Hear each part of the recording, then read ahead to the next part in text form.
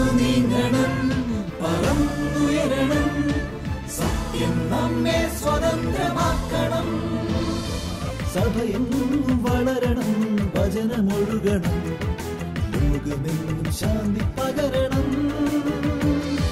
രക്തമൊഴുക്കി അവൻ വളർത്തിയ തിരുസഭ വീണ്ടും വളർന്നുയരണം. നടന്നു നീങ്ങണം, പറന്നുയരണം, സത്യം നമ്മെ സ്വതന്ത്രമാക്കണം.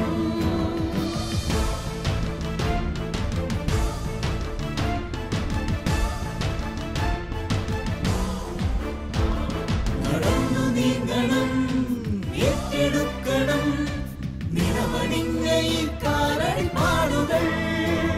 പറന്നുയരണം, വിജയിയാകണം, രക്തസാക്ഷിത്വം ഹൃദയവരിക്കണം. രക്തമൊഴുക്കി അവൻ വളർത്തിയ തിരുസഭ വീണ്ടും വളർന്നുയരണം. രക്തമൊഴുക്കി അവൻ വളർത്തിയ തിരുസഭ വീണ്ടും വളർന്നുയരണം. തിരുസഭ വീണ്ടും വളർന്നുയരണം. നിണമണിഞ്ഞ കാൽപ്പാടുകൾ എന്ന പ്രോഗ്രാമിലേക്ക് എല്ലാവർക്കും സ്വാഗതം.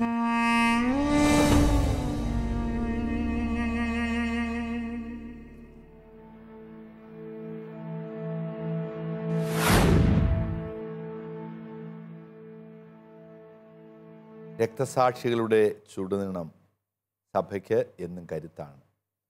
കുരിശിൽ നിന്ന് ഒഴുകിയിറങ്ങിയ അവിടുത്തെ രക്തത്തുള്ളികളാണ് സഭയ്ക്ക് ജന്മം നൽകിയതും സഭയെ വളർത്തിയതും ഇന്നും വളർത്തുന്നതും. രക്തസാക്ഷിത്വം സഭയുടെ ജീവനാണ്, ചൈതന്യമാണ്, സഭയുടെ വളർച്ചയ്ക്ക് ആധാരമായി നിൽക്കുകയാണ്. ആ രക്തസാക്ഷിത്വം സഭയുടെ ജീവിതത്തിൽ എല്ലാ കാലഘട്ടങ്ങളിലും വളരെ സജീവമായിട്ടുണ്ട്. ഇന്നും ഈ ആധുനിക കാലഘട്ടത്തിലും ഓരോ 6 മിനിറ്റിലും ഒരു ക്രിസ്ത്യാനി കൊല്ലപ്പെടുന്നു, വധിക്കപ്പെടുന്നു, രക്തസാക്ഷിയാകുന്നു എന്ന് മനസ്സിലാക്കുമ്പോൾ രക്തസാക്ഷിത്വത്തിൻ്റെ വില, മൂല്യം നാം തിരിച്ചറിയേണ്ടതാണ്. അത് ദൈവം ആഗ്രഹിക്കുന്നതാണ്.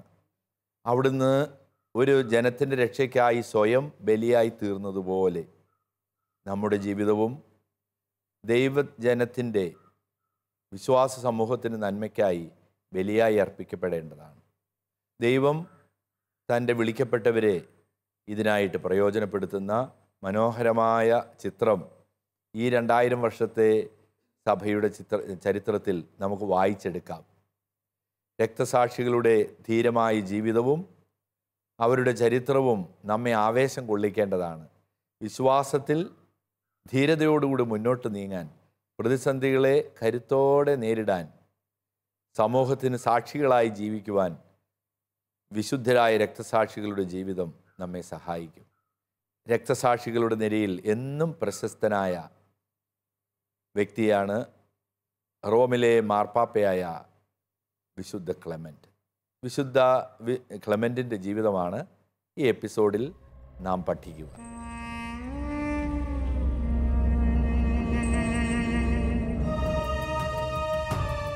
ആദിമസഭയിലെ അപ്പസ്തോലിക പിതാക്കന്മാരിൽ പ്രഥമ ഗണനീയനായ വിശുദ്ധനാണ് റോമിലെ വിശുദ്ധ ക്ലെമന്റ്. പിൽക്കാല സഭാപണ്ഡിതന്മാരിൽ പലരും അപ്പസ്തോലന്മാരിൽ ഒരാൾക്ക് തുല്യമായ സ്ഥാനം വിശുദ്ധ ക്ലെമന്റിന് നൽകുന്നുണ്ട്. അപ്പസ്തോലന്മാർക്കൊപ്പവും പിന്നീട് മെത്രാനും മാർപ്പാപ്പയുമായും വിശുദ്ധ ക്ലെമന്റ് സഭയിൽ ശുശ്രൂഷ ചെയ്തു. തിരുസഭയുടെ 4ാമത്തെ മാർപ്പാപ്പയായിരുന്ന അദ്ദേഹത്തിൻ്റെ രചനകളും വളരെ പ്രാധാന്യമർഹിക്കുന്നവയാണ്. 9 വർഷവും 11 മാസവും 20 ദിവസവും സഭയെ നയിച്ച വിശുദ്ധ ക്ലെമന്റ് ട്രാജൻ ചക്രവർത്തിയുടെ ഭരണകാലത്ത് രക്തസാക്ഷിയായി തീർന്നു. പിതാവേ, സഭയിലെ 4ാമത്തെ മാർപ്പാപ്പയായിരുന്നല്ലോ വിശുദ്ധ ക്ലെമന്റ്. അദ്ദേഹത്തിൻ്റെ ആദ്യകാല ജീവിതം ഒന്ന് വിശദീകരിക്കാമോ? വിശുദ്ധ ക്ലെമന്റിൻ്റെ ജീവിതം റോമിൽ തന്നെയാണ്. റോമിൽ ജനിച്ച വ്യക്തിയാണ് വിശുദ്ധ ക്ലെമന്റ്. 100 88 മുതൽ 100 വരെ സഭയെ നയിച്ച വ്യക്തിയാണ് വിശുദ്ധ ക്ലെമന്റ്. അദ്ദേഹത്തിൻ്റെ വലിയ ധനാഢ്യ കുടുംബത്തിലാണ് നമുക്ക് ജീവിച്ചിരുന്നത് നമുക്കറിയാം. ഫൗസ്റ്റീനസ് എന്നുള്ള അദ്ദേഹത്തിൻ്റെ പിതാവിൻ്റെ സെനറ്റ് മെമ്പറൊക്കെ ആയിരുന്നു. അതുകൊണ്ട് വളരെ സമ്പന്നമായ കുടുംബം, സമൂഹത്തിൽ അംഗീകരിക്കപ്പെട്ട കുടുംബത്തിലായിരുന്നു അദ്ദേഹം ജീവിച്ചിരുന്നത്. അദ്ദേഹം വിശുദ്ധ ക്ലെമൻ്റ് സഭാപിതാവായിട്ടാണ് അറിയപ്പെടുന്നത്.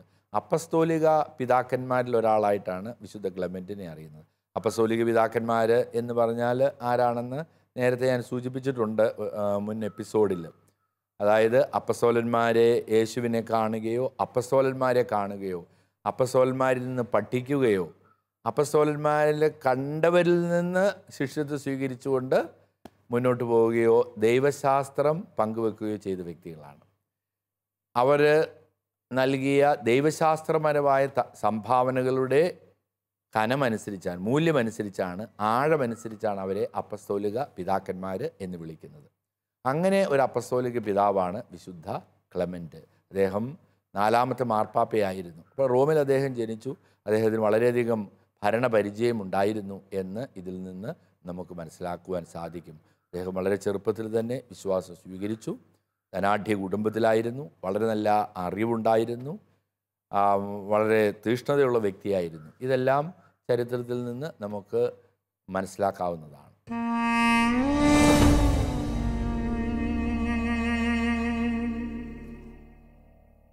പിതാവെ, ആദിമകാലത്ത് സ്ലിഹന്മാരോടൊപ്പം സഞ്ചരിച്ചിരുന്ന വ്യക്തിയായിരുന്നല്ലോ വിശുദ്ധ ക്ലെമന്റ്. അദ്ദേഹത്തിൻ്റെ പ്രേക്ഷിത പ്രവർത്തനങ്ങൾ എപ്രകാരമായിരുന്നു? വിശുദ്ധ ക്ലെമൻറ്റ് ഏഷ്യ മൈനറിൽ വെച്ച് വിശുദ്ധ പത്രോസ്ലീഹായെ കണ്ടുമുട്ടിയെന്നാണ് കരുതുന്നത്. വിശുദ്ധ പത്രോസ്ലീഹായും മറ്റ് അപ്പസ്തോലന്മാരെയെല്ലാം ഈ കാലഘട്ടത്തിൽ വിശുദ്ധ ക്ലെമൻറ്റ് കണ്ടുമുട്ടുകയും വിശ്വാസം സ്വീകരിക്കുകയും ചെയ്തിട്ടുണ്ടാകാം. തുടർന്ന് ആ പ്രേക്ഷിത ചൈതന്യം, അവരിൽ നിന്ന് അപ്പസ്തോലന്മാരിൽ നിന്ന് ലഭിച്ച പ്രേക്ഷിത ചൈതന്യം കൂടുതൽ തീഷ്ണത ജ്വലിക്കുന്നത് വിശുദ്ധ പൗലോസ്ലീഹായോടുകൂടി ചേരുമ്പോഴാണ്. വിശുദ്ധ പൗലോസ്ലീഹ തൻ്റെ ലേഖനത്തിൽ എഫെസൂസുകാർക്ക് എഴുതിയ ലേഖനം 4-ാം അധ്യായത്തിൽ സൂചിപ്പിക്കുന്നുണ്ട്. വിശുദ്ധ ക്ലെമൻറ്റിൻ്റെ പേര് തന്നെ സൂചിപ്പിക്കുന്നുണ്ട്. വിശുദ്ധ പത്രോസ്ലീഹായും പൗലോസ്ലീഹായും റോമിലെത്തിയപ്പോൾ റോമിൽ സഹപ്രവർത്തകനായിട്ട് വിശുദ്ധനും ചേർന്നു എന്ന് തന്നെ വേണം നമുക്ക് കരുതുവാൻ വേണ്ടി. അപ്പോൾ അപ്പസ്തോലന്മാരുടെ കൂടെ ഒരു സന്തത സഹചാരിയായിരുന്നു വിശുദ്ധ ക്ലെമൻറ്റ്. അതായത് യേശുവിനെ കൂടുതൽ അടുത്ത് മനസ്സിലാക്കുവാനും തീഷ്ണതയോടുകൂടി ജീവിക്കുവാനും അദ്ദേഹത്തിന് സാധിച്ചു എന്ന് നമുക്കിതിൽ നിന്ന് മനസ്സിലാക്കുവാൻ സാധിക്കും.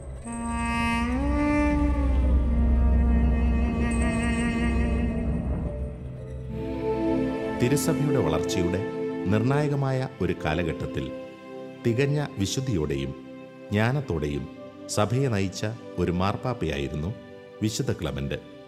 പത്രോസിൻ്റെ 3ാമത്തെ പിൻഗാമിയായി തിരഞ്ഞെടുക്കപ്പെട്ട അദ്ദേഹത്തിൻ്റെ നേതൃപാടവവും സവിശേഷമായിരുന്നു. ക്രിസ്തുവിൻ്റെ സത്യസുവിശേഷത്തിൻ്റെ തെറ്റായ വ്യാഖ്യാനങ്ങൾ പ്രചരിപ്പിക്കപ്പെട്ടിരുന്ന ഒരു കാലഘട്ടത്തിൽ സത്യത്തിന് സാക്ഷ്യം വഹിക്കുവാൻ അദ്ദേഹം മുൻകൈയെടുത്തു. പിതാവെ, മെത്രാൻ എന്ന നിലയിലും മാർപ്പാപ്പ എന്ന നിലയിലും വിശുദ്ധ ക്ലെമന്റിന്റെ ശുശ്രൂഷകൾ എന്തെല്ലാമായിരുന്നു എന്നൊന്ന് വിശദീകരിക്കാമോ? മെത്രാൻ എന്ന നിലയിൽ റോമിലെ നിരവധി റോം വലിയ ഒരു രൂപതയാണ്. റോം മാത്രമായിട്ട് വലിയ രൂപതയാണ്. ആ വലിയ രൂപതയിൽ ധാരാളം സഹായ മെത്രാന്മാരും ഉണ്ടായിരുന്നു. ആ കാലഘട്ടത്തിൽ തന്നെ സഹായ മെത്രാന്മാർ മാർപ്പാപ്പയെ സഹായിക്കുന്നതിന് വേണ്ടിയുണ്ട്. അതിലൊരു സഹായ മെത്രാനായിരുന്നു വിശുദ്ധ ക്ലെമൻറ്റ്. അതുകൊണ്ടാണ് അദ്ദേഹം അതിനുശേഷം മാർപ്പാപ്പയായിട്ട് തിരഞ്ഞെടുക്കപ്പെടുവാനുള്ള സാധ്യതകൾ ശക്തമായിട്ട് തെളിഞ്ഞു വന്നത്. അപ്പോൾ റോമിലെ ഒരു സഹായ മെത്രാൻ എന്ന നിലയിൽ വിശ്വാസത്തിൽ സജീവമായിട്ട് മുന്നോട്ട് പോകുവാൻ, അപ്രകാരം തന്നെ പ്രതിസന്ധികൾ, പീഡനങ്ങൾ ആരംഭിച്ചൊരു കാലഘട്ടമായിരുന്നു.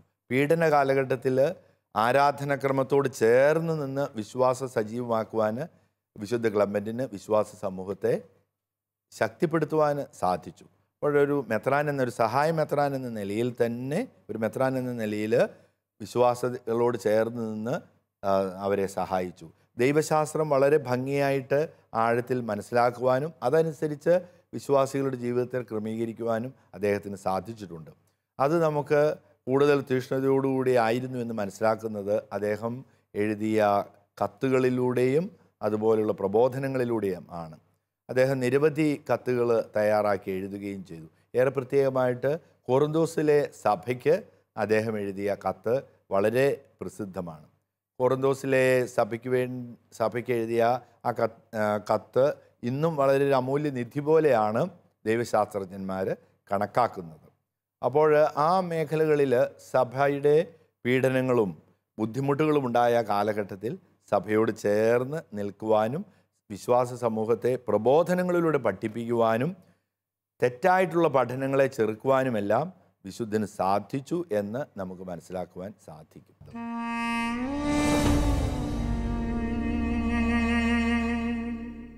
പിതാവേ, വിശുദ്ധ ക്ലെമനിൻ്റെ ലേഖനങ്ങൾ വളരെ പ്രശസ്തമാണല്ലോ.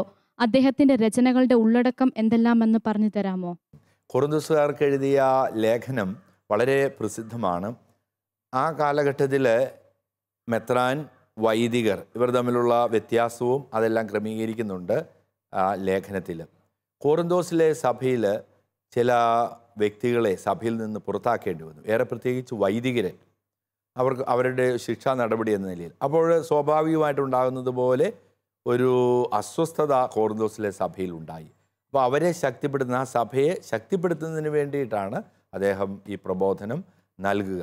ഈ പ്രബോധനത്തിൽ അദ്ദേഹം പ്രധാനമായിട്ടും ആവശ്യപ്പെടുന്നത് തിന്മകളുടെ ശക്തികൾ. 59 അധ്യായങ്ങളാണ് ഇതിലുള്ളത്. അതിൽ അദ്ദേഹം പറയുക തിന്മയുടെ ശക്തികൾ. തിന്മയുടെ ശക്തി ആരാണ്? പിശാച്. പിശാചിനെ കരുതലോടെ ഇരിക്കണം. തൻ്റെ ലേഖനത്തിൽ വളരെ ഭംഗിയായിട്ട് ക്ലെമന്റ് പിതാവ് മാർപ്പാപ്പ ഓർമ്മിപ്പിക്കുന്നത് ആദവും ഹവ്വയും അവരുടെ ജീവിതത്തിൽ കൃപ നിറഞ്ഞ ജീവിതത്തെ തകർത്തത് ആരാ? പിശാചല്ലേ. കായേനും ആബേലും, തുടർന്ന് അദ്ദേഹം പറയുന്നുണ്ട് കായേനും ആബേലും, കായേലിനെ സ്വാധീനിച്ചത് ആരാണ്? പിശാചാണ് സ്വാധീനിച്ചത്. പൂർവ്വയൂസ് ജോസഫിനെ കിണറ്റിൽ പിടിച്ചിട്ടു, തള്ളിയിട്ടു, തുടർന്ന് വിറ്റു. ഏതെല്ലാം പ്രതിസന്ധികളിലൂടെ കടന്നുപോയി. ആരാണ് അതിൻ്റെ പിന്നിൽ? ഈ സഹോദരന്മാരിൽ വെറുപ്പുളവാക്കിച്ചത് ആരാണ്? പിശാചാണ്. ഇങ്ങനെ ഇന്നത്തെ ഈ കാലഘട്ടത്തിലും അദ്ദേഹം പറയുകയാണ് പിശാചിൻ്റെ പ്രവർത്തനങ്ങൾ സജീവമായിട്ടുണ്ട്. അതുകൊണ്ട് നാം അതീവ ശ്രദ്ധയുള്ളവരായിരിക്കണം എന്ന് അദ്ദേഹം പഠിപ്പിക്കുക. ശരിയല്ലേ? ഇന്നും ഇല്ലേ പിശാച്? ഇല്ലേ? നമ്മൾ ഏതെല്ലാം വിധത്തിലാണ് പിശാചുകൾ നമ്മളെ ആക്രമിക്കുക. അത് നമുക്ക് ആ പഴയ നിയമത്തിലെ സംഭവങ്ങൾ ഓരോന്നും എടുത്തു വെച്ച് കൊറിന്തോസിലെ സഭയെയും ഇന്ന് നമ്മെയും പ്രബോധനത്തിലൂടെ ശക്തിപ്പെടുത്തുകയാണ്, ഓർമ്മിപ്പിക്കുകയാണ്. പിശാച് തിന്മയുടെ ശക്തികൾ ഇപ്പോഴും സജീവമാണ്. അതീവ ശ്രദ്ധയോടുകൂടി ഇരുന്നില്ലെങ്കിൽ പുതിയ കായന്മാരും എല്ലാം സൃഷ്ടിക്കപ്പെടുകയുള്ളൂ. അതുകൊണ്ട് ശ്രദ്ധയുള്ളവരായിരിക്കണം നിങ്ങൾ.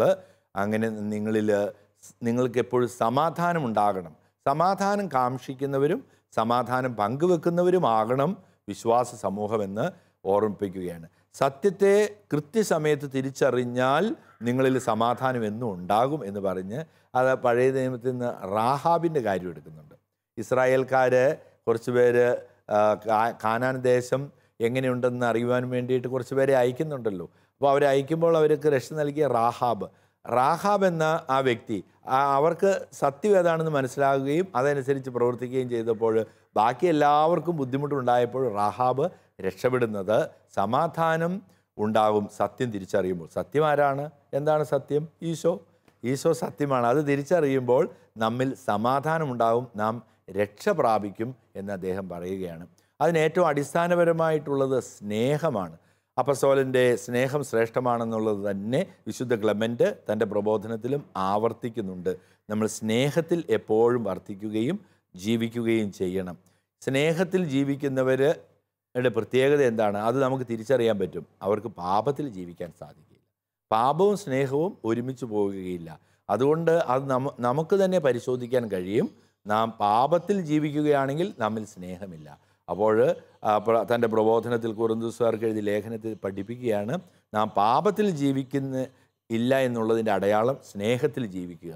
സ്നേഹം നമുക്ക് എന്താണ് നൽകുക? സമാധാനം. അപ്പോൾ നമുക്ക് തന്നെ പരിശോധിച്ച് നോക്കാം, ഞാൻ പാപത്തിലാണോ? കാരണം എനിക്ക് സ്നേഹമുണ്ട്, സമാധാനം ഉണ്ടെങ്കിൽ അവിടെ പിന്നെ പാപത്തിന് പ്രസക്തിയില്ല, പാപം ഉണ്ടാകുകയില്ല. അല്ലെങ്കിൽ പാപം നമ്മിൽ നിലനിൽക്കുകയാണെങ്കിൽ അവിടെ സ്നേഹവും ഉണ്ടാകുകയില്ല, സമാധാനം ഉണ്ടാകുകയില്ല, അസ്വസ്ഥതകളാണ് ഉണ്ടാകുക. അതുകൊണ്ട് അതിൽ ശ്രദ്ധിക്കണം.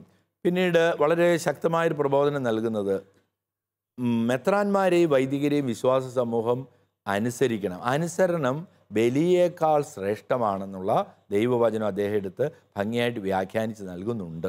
അപ്പോൾ അതുകൊണ്ട് നമുക്ക് മെത്രാന്മാരെയും വൈദികരെയും നാം അനുസരിക്കണം, അവരുടെ പ്രബോധനങ്ങൾ ഉൾക്കൊള്ളണം, അത് സ്വീകരിക്കണം, അത് ദൈവത്തിൻ്റെ കൽപ്പനയായിട്ട് തന്നെ സ്വീകരിക്കണം. അപ്പോൾ അനുസരണത്തിന് വലിയൊരു പ്രാധാന്യം അദ്ദേഹം തൻ്റെ പ്രബോധനത്തിൽ നൽകുന്നുണ്ട്.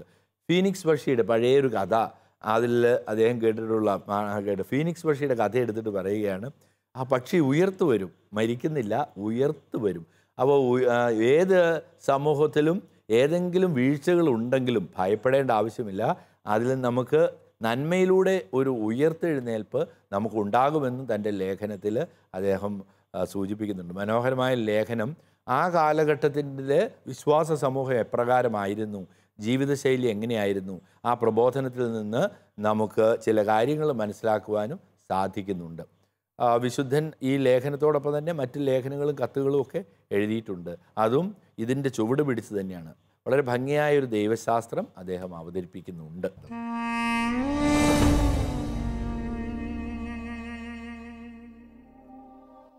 AD 1-ാം നൂറ്റാണ്ടിൻ്റെ അവസാന കാലത്ത് സ്ഥാനാരോഹണം ചെയ്ത ട്രാജൻ ചക്രവർത്തിയുടെ ഭരണകാലത്ത് അരങ്ങേറിയത് സമാനതകളില്ലാത്ത മതമർദ്ദനമാണ്. അക്കാലത്ത് രക്തസാക്ഷിത്വം വരിച്ച അനേകരിൽ ഒരാളായിരുന്നു റോമിലെ വിശുദ്ധ ക്ലമന്റ്. തനിക്ക് മുന്നിൽ ഉയർന്ന ഒരു ഭീഷണിയെയും വകവയ്ക്കാതെ അനേകരെ സുവിശേഷമറിയിക്കുവാൻ മുന്നിൽ നിന്ന ധീരനായ ക്രിസ്തു ശിഷ്യനായിരുന്നു അദ്ദേഹം. ഒടുവിൽ തടവറയിൽ അടയ്ക്കപ്പെട്ട നാളുകളിലും അദ്ദേഹം തൻ്റെ ദൗത്യത്തിൽ നിന്ന് വിരമിച്ചിരുന്നില്ല എന്ന് എഴുതപ്പെട്ടിരിക്കുന്നു.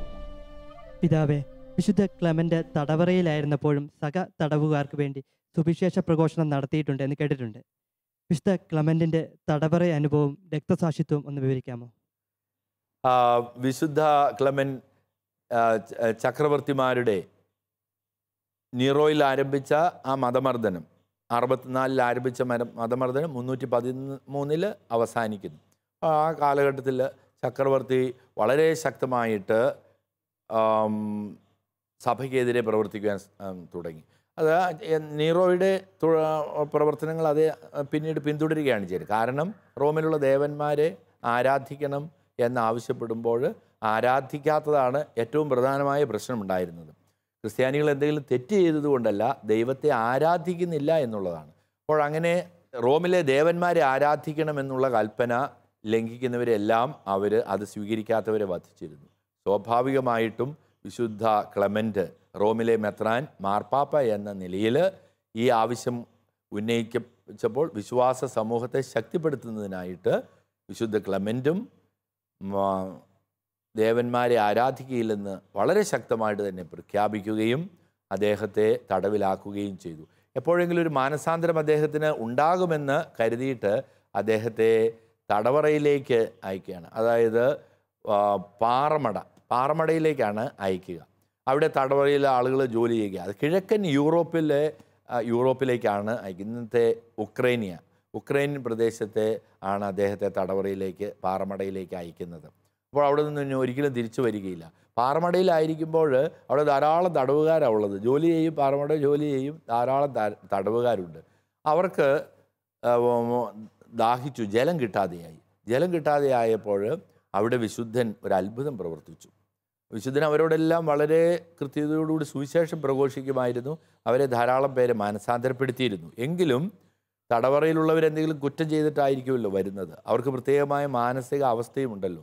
അപ്പോൾ അവർക്ക് ജലം കിട്ടാനില്ലാതെയായി. അപ്പോൾ അവർ നോക്കുമ്പോൾ തൊട്ട് അടുത്തുള്ള ആ കുന്നിന് മുകളിൽ കുഞ്ഞാട് നിൽക്കുന്നത് കണ്ടു. വിശുദ്ധൻ ആ കുഞ്ഞാട് നിൽക്കുന്ന സ്ഥലത്തേക്ക് പോവുകയും അവിടെ തൻ്റെ പാറമടയിൽ മണ്ണൊക്കെ ഇളക്കുന്നതിന് വേണ്ടി ഉപയോഗിക്കുന്ന പിക്കാക്സ് കൊണ്ട് അവിടെ ചെല്ലുകയും അവിടെ കുഴിക്കുകയും ചെയ്തു.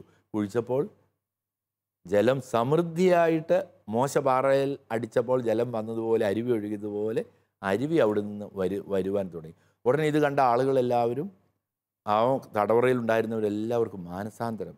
ജലമില്ലാതിരുന്ന സ്ഥലത്ത് വിശുദ്ധൻ അത്ഭുതം പ്രകടിപ്പിച്ച് അത്ഭുത പ്രവർത്തനം കൊണ്ട് ക്രിസ്തുവിൻ്റെ നാമത്തിൽ ജലം കൊണ്ടുവന്നു എന്ന് കരുതി അവരെല്ലാം മാനസാന്തരപ്പെട്ടു. ഇത് ചക്രവർത്തി അറിഞ്ഞപ്പോൾ അദ്ദേഹത്തെ കൂടുതൽ പീഡനത്തിന് ഇരയാക്കുകയാണ് ഉണ്ടായിരുന്നത്.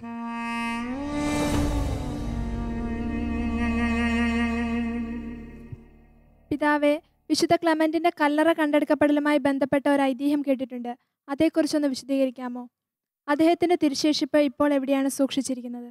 വിശുദ്ധ ക്ലെമന്റ് തൻ്റെ ഈ വിശുദ്ധരോടുള്ള തൻ്റെ സഹ പൗരരോടുള്ളവരുടെ പെരുമാറ്റത്തോടുള്ള മാനസാന്തരവും കണ്ടപ്പോൾ ചക്രവർത്തി അദ്ദേഹത്തെ കടലിലേക്ക് ഒരു കപ്പലിൽ കൊണ്ടുപോവുകയും കപ്പലിൽ നങ്കൂരത്തിൽ കെട്ടുകയും കടലിലേക്ക് താഴ്ത്തുകയും ചെയ്തു. അങ്ങനെയാണ് വിശുദ്ധ ക്ലെമന്റ് കൊല്ലപ്പെടുന്നത്. അത് ബ്ലാക്ക് സീയിലാണെന്നാണ് പറയുന്നത്. ബ്ലാക്ക് സീ, അത് കിഴക്കൻ യൂറോപ്പിൽ തന്നെ ബ്ലാക്ക് സീയിൽ. അങ്ങനെ അവിടെയുള്ള ആളുകൾ അപ്രത്യക്ഷമായി വിശുദ്ധനെന്ന് കരുതിയിരിക്കുകയാണ്. ആ അവസരത്തിൽ ആളുകൾ കൊല്ലപ്പെട്ട സ്ഥലം ആളുകൾക്ക് അറിയാമായിരുന്നു. അവിടെ വലിയൊരു സുനാമി ഉണ്ടായി. സുനാമി ഉണ്ടായപ്പോൾ കടൽ പിൻവാങ്ങി. കടൽ പിൻവാങ്ങുമ്പോൾ ഈ നങ്കൂരവും അവിടെ ഒരു കല്ലറയും കാണുവാൻ സാധിച്ചു എന്നാണ് അവർ കരുതുന്നത്. എന്നാൽ അതിനോട് ചേർന്ന് അവിടെ നിന്ന് അവർ ആ കല്ലറയിൽ നിന്ന് തിരുശേഷിപ്പുകൾ ശേഖരിച്ചതിന് ശേഷം തൊട്ടടുത്ത് അതിനോട് ചേർന്ന് തന്നെ ഉക്രൈനിൽ തന്നെ ഒരാശ്രമം ഉണ്ടാക്കി അവിടെ ഈ തിരുശേഷിപ്പുകളൊക്കെ സൂക്ഷിച്ചു എന്ന് രേഖപ്പെടുത്തിയിട്ടുണ്ട്. അതിന് എത്രമാത്രം വാസ്തവമുണ്ടെന്നുള്ളത് നമുക്ക് അറിഞ്ഞുകൂടാ, എങ്കിലും ഐതിഹ്യപരമായിട്ട് അങ്ങനെ കരുതുന്നുണ്ട്. അവിടെ ഒരു ആശ്രമം നമുക്ക് കാണുവാൻ സാധിക്കും. അവിടെ ഇപ്പോഴും ആശ്രമം നിലനിൽക്കുന്നുണ്ട്. അവിടെ നിന്നും എന്നാൽ പിന്നീട് തിരുശേഷിപ്പ് റോമിലേക്ക് കൊണ്ടുവരികയും വിശുദ്ധനായിട്ട് വിശുദ്ധ ക്ലെമന്റ് എന്ന പേരിൽ ഒരു ദേവാലയം ഉണ്ടാക്കുകയും അവിടെ സംസ്കരിക്കുകയും ചെയ്തു. പിന്നീട് ഇപ്പോൾ അദ്ദേഹത്തിൻ്റെ തിരുശേഷിപ്പുള്ളത്, വിശുദ്ധ ക്ലെമന്റിൻ്റെ തിരുശേഷിപ്പുള്ളത് റോമിലാണ്.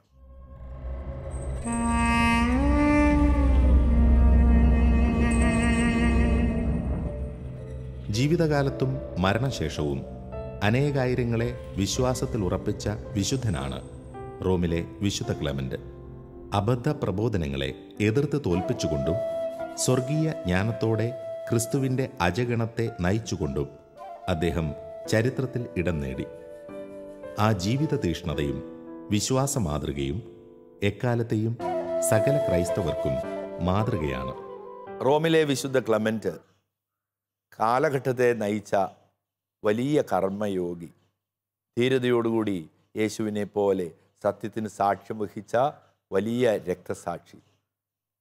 വിശുദ്ധ ക്ലെമന്റിൻ്റെ ജീവിതം നമുക്ക് ഓരോരുത്തർക്കും മാതൃകയാണ്, ശക്തി പകരുന്നതാണ് വിശ്വാസ ജീവിതത്തിൽ.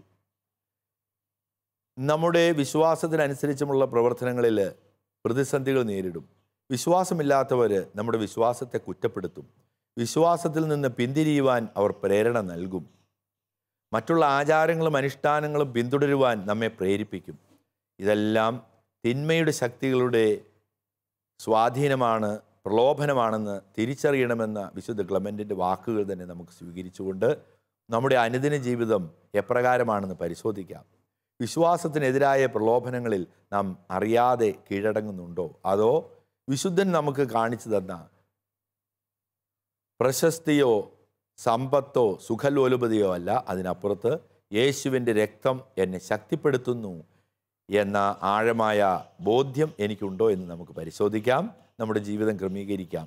അനുദിന ജീവിതത്തിൽ നാം കണ്ടുമുട്ടുന്ന രക്തസാക്ഷിത്വത്തിനുള്ള അവസരങ്ങൾ ഒട്ടും തന്നെ നഷ്ടപ്പെടുത്താതെ ശക്തിയോടും വിശ്വാസ തീഷ്ണതയോടും കൂടി അതിനെയെല്ലാം സ്വീകരിക്കുകയും നമ്മുടെ ചുറ്റുമുള്ള നമ്മുടെ സഹോദരങ്ങളെ ഉദ്ബോധിപ്പിക്കുകയും ശക്തിപ്പെടുത്തുകയും ചെയ്യാം. അതിനുള്ള കൃപയ്ക്കായിട്ട് നമുക്ക് റോമിലെ വിശുദ്ധ ക്ലെമന്റ് രക്തസാക്ഷി അപ്പസ്തോലിക പിതാവ് നമുക്ക് പ്രാർത്ഥിക്കാം, നമുക്ക് ശക്തി നൽകണമേ എന്ന്. ഈ എപ്പിസോഡിൽ നിണമണിഞ്ഞ കാൽപ്പാടുകൾ എന്ന പരമ്പരയിൽ പ്രത്യേകമായിട്ട് ഞങ്ങളെ ശ്രവിച്ച ശാലോം കുടുംബത്തിലെ എല്ലാ പ്രേക്ഷകരോടുമുള്ള ഞങ്ങളുടെ സ്നേഹം ഞങ്ങൾ പങ്കുവെക്കുന്നു. നമുക്ക് ഒരുമിച്ച് പ്രാർത്ഥിക്കാം, ധീരതയോടുകൂടി നമുക്ക് പിഞ്ചൊല്ലാം. ദൈവം നിങ്ങളെ എല്ലാവരെയും സമൃദ്ധമായി അനുഗ്രഹിക്കട്ടെ. രക്തസാക്ഷിത്വം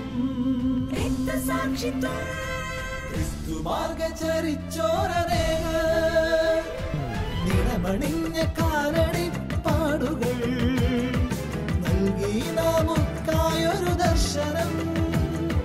രക്തമൊഴുക്കിയ കാലടിപ്പാടുകൾ പകർന്നു ലോകത്തിൽ മാതൃക. രക്തമൊഴുക്കിയ കാലടിപ്പാടുകൾ പകർന്നു ലോകത്തിൽ മാതൃക.